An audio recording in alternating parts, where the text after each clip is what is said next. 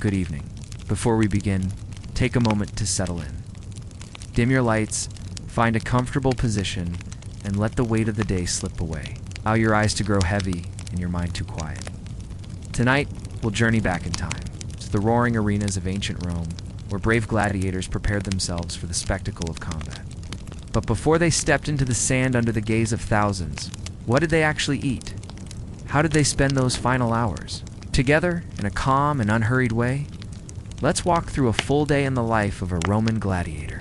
Though it may sound unappealing, it quenches thirst and settles the stomach, helping the body recover from the strain of training. It is an open courtyard with sand underfoot, flanked by columns and walls lined with racks of weapons. Today's session is not about exertion, but focus. There's no shouting or cracking of whips. Instead, the men move through their forms slowly, their feet sliding softly over the sand. This is the largest meal of the day.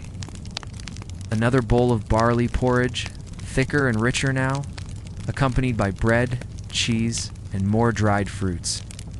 The flicker of oil lamps casts long shadows across the room. Some men slip into bed immediately, turning their faces to the wall. Others dream of home, of green fields and quiet streets they left behind. And some do not dream at all, surrendering to the heavy embrace of sleep. Others remain seated on their cots, lost in thought, hands resting on their knees. Tomorrow, they will stand before the crowd. But tonight, they are simply men, eating, training, waiting. The faint sound of cheering drifts in from the distant arena, carried on the cool night air. May your own night be as restful as theirs. Sleep deeply and wake renewed. Good night. Another fight is finishing somewhere out there, somewhere another man has taken his turn in the sand. There might be olives, a few nuts, and more of the sour pasca. The men eat slowly, savoring each bite, knowing it may be their last. Around the table, quiet conversations emerge. Some about family far away. Some about old memories. Some about nothing at all. There is laughter, but it is quiet, subdued. They sit shoulder to shoulder, a brotherhood of men who all share the same fate. They practice their strikes and blocks with calm precision, the occasional ring of metal breaking the silence.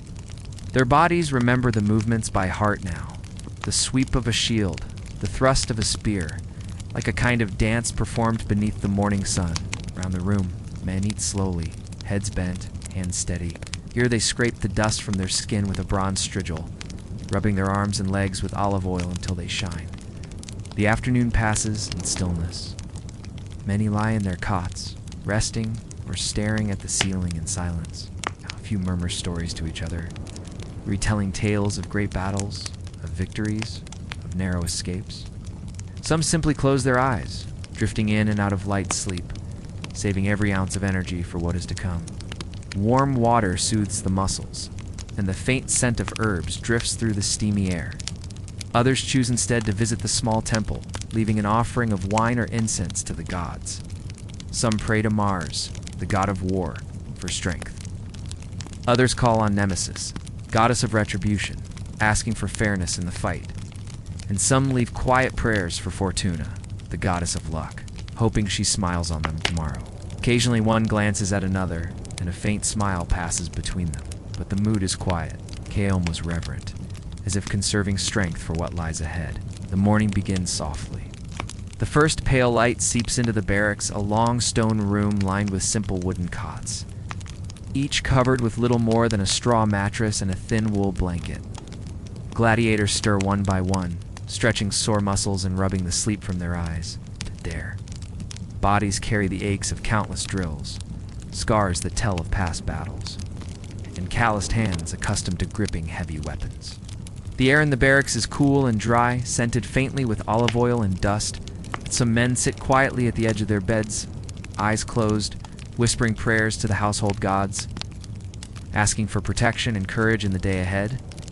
Others begin their morning by tending to their equipment. You can hear the faint scrape of a whetstone across a blade, a soothing rhythm as a man sharpens his gladius until it gleams. Nearby, another sits cross-legged on the floor, carefully braiding leather straps for his armor, his fingers steady and deliberate. Few speak. Words are scarce here in the morning, as each man prepares himself in his own quiet way, lost in thought. When the sun has risen higher, they file into the small dining hall. Breakfast is simple but hearty. A steaming bowl of barley porridge, thick and filling, sometimes sprinkled with herbs or crushed beans. Dried figs or dates might accompany the meal, along with crusty bread and a clay cup of water. Despite their fearsome reputation, gladiators eat little meat. They are nicknamed hordery, barley men, because their diet is built on grains, legumes, and vegetables. This surprising choice is practical. Carbohydrates sustain their energy and maintain a layer of fat that shields their organs from the blades of their opponents. Some add a few sips of pasca, a sour drink made of vinegar and water. After breakfast, they make their way to the ludus, the training ground. When their bodies are warm and their minds steady, some head to the bathhouse. As the sun climbs high, the men retreat from the heat. Later, as the day begins to fade, the final meal is served. As darkness falls, they return once more to the barracks. Gradually, the barracks grow still. Breathing slows. Eyes close. Dreams come. Some dream of victory, of hearing their name shouted by the crowd.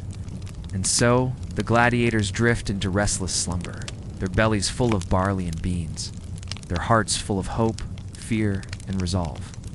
Thank you for joining me on this quiet journey through the world of the Roman gladiator.